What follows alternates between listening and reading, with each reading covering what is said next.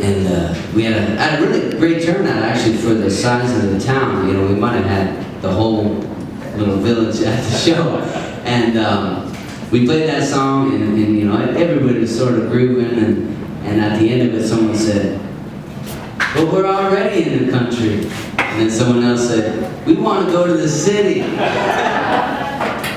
I think it works both ways, though. Hopefully it works both ways.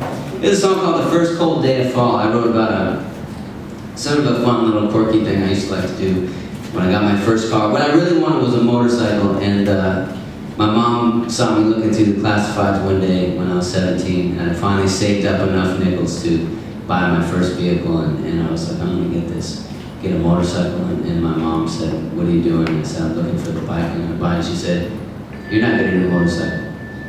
And that was the end of that dream, so I got a Honda hatchback, a red Honda hatchback. And one thing, I know she saved my life.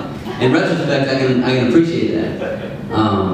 But one thing I used to like to do is drive around on those kind of crisp, kind of cold fall days, you know, when the sun would come out after it was raining and you get these musty kind of smells whipping through, you know. I just thought it was really neat. And I had this girl I hung out with at the time that thought that the purpose of having windows in a car was so that you could roll them up on days like this, you know, and keep the heat in. So my compromise was, when she'd say like sweet things like, "Roll up the windows, stupid, I'm freezing," was I'd blast the heat as hot as it would go and leave the windows down, and I thought, well, everybody wins, you know. And it sort of became a playful little joke between us back then. It also exposed sort of like an inherent like disconnect, poetic disconnect between us. But who knows? I mean, you're not with her anymore. Hey man, who hits a home run on their first swing of the bat? Not too many people.